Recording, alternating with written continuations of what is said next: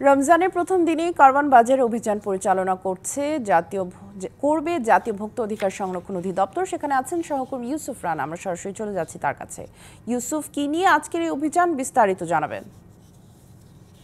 সামিয়া, আপনি যেমনটি বলছিলেন, জাতীয় ভোক্তা অধিকার সংরক্ষণ অধিদপ্তর রমজানের জন্য নিত্যপণ্যের দাম স্বাভাবিক থাকে এই জন্য আজকে এখানে একটি অভিযান পরিচালনা করছে। এটি ইতিমধ্যে শুরু হয়ে গেছে। আমরা দেখেছি যে প্রথমে তারা একটি ফলের দোকানে গিয়েছিলেন, সেখান থেকে এখন নিত্য প্রয়োজনীয় পণ্য যেগুলো আছে সেই বাজারে এখন তারা প্রবেশ করেছেন এবং কেবলই অভিযানটি শুরু হলো। ফলে আমরা এখনও বলতে পারছি না যে কি ধরনের তথ্য উপাত্ত তারা পেয়েছে এবং সেগুলো থেকে কি ধরনের ব্যবস্থা তারা নেবে। তবে আমরা বাজার অবজারভেশনে যেটি দেখেছি যে বাজারে এখনও সয়াবিন তেলের তীব্র সংকট, অর্থাৎ সয়াবিন তেল যে পরিমাণ পাওয়ার কথা বাজারে তার থেকে অর্ধেকেরও কম নেই।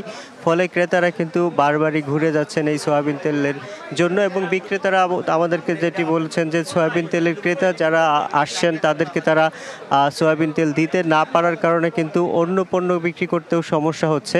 জাতীয় ভোক্তা অধিকার সংরক্ষণ অধিদপ্তরের বৈঠকে কিন্তু মিল মালিকরা কথা দিয়েছিলেন বা প্রতিশ্রুতি করেছিলেন যে তারা 27 তারিখের মধ্যে বাজারে সয়াবিন তেল দিয়ে দিবে এবং এরপর থেকে বাজারে কোনো সংকট থাকবে না। ভোক্তা অধিকার সংরক্ষণ অধিদপ্তরের মহাপরিচালকের সাথে সেই দিনের বৈঠকে কিন্তু আড়তদার এবং অন্যান্য ব্যবসায়ীরাও ছিলেন, খুচরা ব্যবসায়ীরা ছিলেন। তাদের এই আশ্বাসের ভিত্তিতে কিন্তু তখন জাতীয় ভোক্তা অধিকার সংরক্ষণ অধিদপ্তরের মহাপরিচালক বলেছিলেন যে 27 তারিখের পর থেকে কোনো সংকট বাজারে হবে না। কিন্তু সেই 27 তারিখ পেরিয়ে কিন্তু এখন পর্যন্ত সেই সংকট কিন্তু আছে। আমরা এখানে আছেন জাতীয় ভোক্তা অধিকার সংরক্ষণ অধিদপ্তরের মহাপরিচালক নিজেই কিন্তু অভিযান পরিচালনা করছেন। আমরা একটু কথা বলার চেষ্টা করব মহাপরিচালক মহোদয়ের সাথে। স্যার, আমরা একটু ডিবিসি নিউজে লাইভে আছি, আপনি তো অভিযান পরিচালনা করছেন। আজকের অভিযানটা কি নিয়ে? মাত্রই তো শুরু করলেন, কি পেলেন সেটা হয়তো বলতে পারবেন না, কিন্তু কি নিয়ে অভিযানটা সেটা যদি।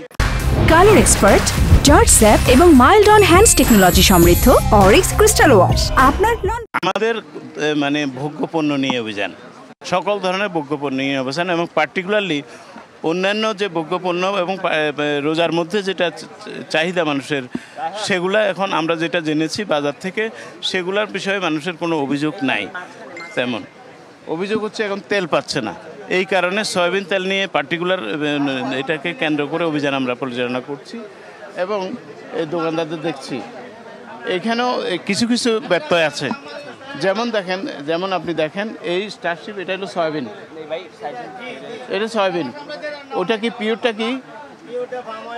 তাইলে আপনি সয়াবিনটা সামনে রাখেন নাই কেন বলেন তো? না, যেটা আছে এটা পেছনে কেন রাখছেন? এইটা তাহলে আপনি এইটাকে পেছনে রেখে আপনি এই যে মিডিয়ার সামনে, আমার কথা শুনেন, পেছনে রেখে আপনি প্রমাণ করতে চাইলেন যে আপনার কাছে তেল নাই। এটাও ঠিক না, এটা ঠিক না। বাজারে তেল নাই কিন্তু আপনার কাছে এটা আছে, এটাও আবার পেছনে লুকায় রাখছেন। এখন আপনিও কিছুটা দোষী, এগুলো করবেন না। জি, এটা করবেন না, যা আছে বিক্রি করার পরে বলবেন, কিন্তু লুকায় রাখবেন না। আপনারা সমাধানের জন্য কি করবেন তাহলে? সমাধানের জন্য আমরা কোন বিষয়টা বলেন? সংকটটা এখনো আছে, যেটা 27 তারিখের মধ্যে মানে অ্যাভেলেবেল হবে বলে আপনাকে কথা দিয়েছিলেন মালিকরা। সেটা অনুযায়ী আমরা আইনগত ব্যবস্থা, তাদের কথা না রাখার ব্যবস্থা বা তারা কেন পাচ্ছে না তদন্ত করে আমরা ব্যবস্থা নেব। আপনাকে অসংখ্য ধন্যবাদ। সামি, আপনি শুনছিলেন যে জাতীয় ভোক্তা অধিকার সংরক্ষণ অধিদপ্তরের মহাপরিচালক মহোদয় এখানে আছেন।